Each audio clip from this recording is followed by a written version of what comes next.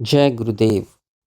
बुद्धि सहित छहों ज्ञानेंद्रियों से अगम्य और आकाश से भी सूक्ष्म होने के कारण वह अणु शब्द से कहा जाता है। उस अणु रूप परमात्मा में अज्ञानियों के लिए सत्य और ज्ञानियों के दृष्टि में असत्य यह दृश्य प्रपंच बीज में वृक्ष की सत्ता के समान स्फुरित होता है। संपूर्ण पदार्थों की सत्ता स्वतः सिद्ध वास्तविक परम सत्ता से ही सत्तावान और उसी के अधीन है। वह सर्वात्मक परम सत्ता सर्वात्मा होने से कभी अभावात्मक शून्य नहीं हो सकती। जगत की प्रतीति का अभाव ही उसके स्वरूप का अनुभव है।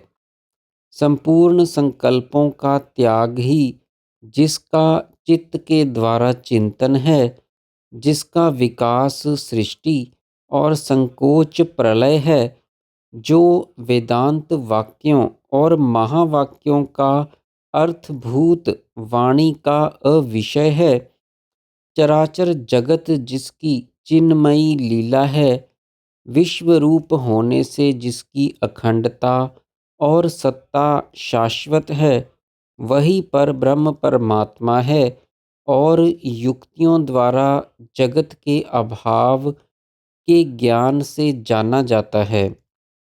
जैसे विशुद्ध स्वर्ण में द्रवत्व के कारण आभूषण बनने की क्षमता है, वैसे ही चिन्मयता के कारण दृष्टा में दृश्य का रूप धारण करने की शक्ति है। जैसे आभूषण की सत्ता स्वर्ण से पृथक नहीं है, वैसे ही दृश्य की सत्ता दृष्टा आत्मा से पृथक नहीं है। अज्ञानी मूढ़ की दृष्टि आभूषण में ही उलझ और खप जाने से स्वर्ण को भूल जाती है, उसे नहीं देखती। ऐसे ही दृश्य में उलझ और स्वाहा होकर दृष्टा आत्मा स्वयं को नहीं देखता। इसी को अज्ञान, अविद्या, माया, भ्रम, अपूर्ण दृष्टि या बंधन आदि कहते हैं। आभूषण रूप दृश्य में उलझी खपी अपूर्ण दृष्टि को प्रयत्नों साधनों द्वारा वहाँ से हटाकर स्वर्ण रूप आत्मा में स्थिर करना ही विद्या, ज्ञान, पूर्ण दृष्टि और मोक्ष है।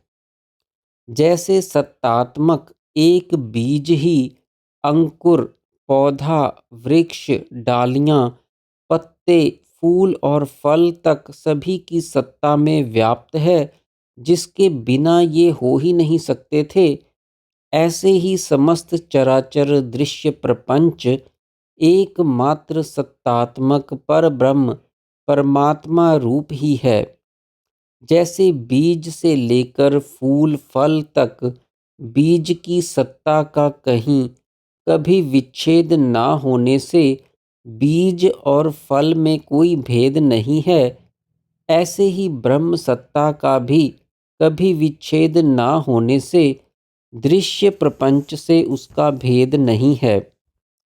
ब्रह्म और जगत, चित्त और चैत्य में कोई भेद नहीं है।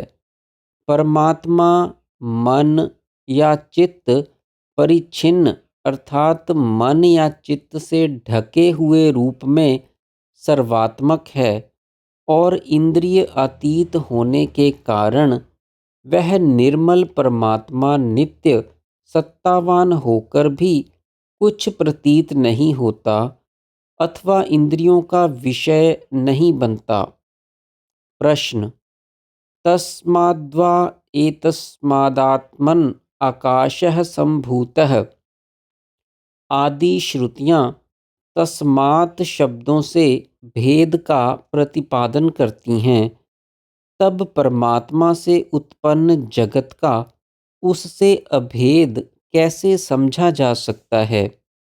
उत्तर: अज्ञानियों को समझाने के लिए ही भेद परक कार्य कारण सेवक स्वामी, साधक साध्य, अव्यय अव्ययी, हेतु हेतुमत, भेद अभेद अथवा अन्वय व्यतिरेक, दृष्टा दृश्य, ज्ञाता ज्ञेय, विद्या अविद्या, सुख दुख आदि अनेकों मिथ्या संकल्पों का संकलन किया गया है।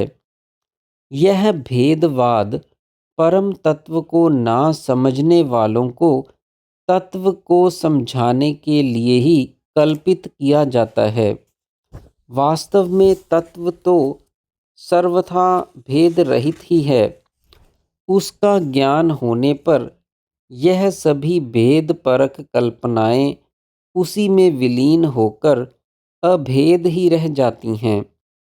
इसलिए तत्वमसि आदि अभेद प्रतिपादक श्रुतियों के अर्थ में बुद्धि को प्रतिष्ठित करके वचन भेद की उपेक्षा कर दो। चित्त ही दृश्य प्रपंच रूप जगत रूपता को प्राप्त होता है। राग द्वेष वासनाओं से कलुषित यह चित्त ही संसार है।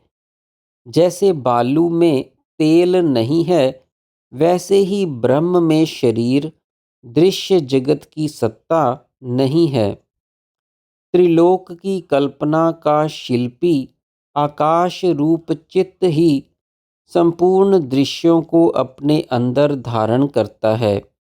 अतः चित्त ही साधन, पालन, विचार, श्रेष्ठ कर्तव्य का अनुष्ठान, आहार व्यवहार और आदर पूर्वक धारण करने योग्य है। समझ में आने वाले दृष्टांतों, युक्तियों और मधुर युक्ति युक्त वाणी से जो कुछ कहा जाता है, वह पात्र श्रोता की शंकाओं को दूर करके जल में डाली गई तेल की बूंदों के समान हृदय में सब ओर फैल जाता है। यह चित्त जगत को अपने अंदर धारण करने की शक्ति से संपन्न है। सत असत का बोध न होने से मोह में डालने वाली अनवरत नाना प्रकार की सृष्टियों को पैदा करते रहने वाली सत असत कलाओं या संकल्पों से विस्तार को प्राप्त मनः शक्ति का ही विलास यह सारा दृश्य प्रपंच है। इस संसार में ब्रह्म से लेकर स्थावर प्राणियों तक सभी के केवल दो शरीर होते हैं। एक मनोमय अदृश्य शरीर जो बहुत चंचल और शीघ्र कार्य करने वाला है, और दूसरा मांसमय स्थूल शरीर जो मनोमय के बिना कुछ नहीं कर सकता और सबको दिखता है। यही शाप, विष, अभिचार आदि से प्रभावित होता है और दीन, क्षणभंगुर, असमर्थ, विनाशशील तथा दैव अधीन है। पहला मनोमय अदृश्य शरीर तीनों लोकों में प्राणियों के अधीन होकर भी चंचलता के कारण अधीन नहीं रहता।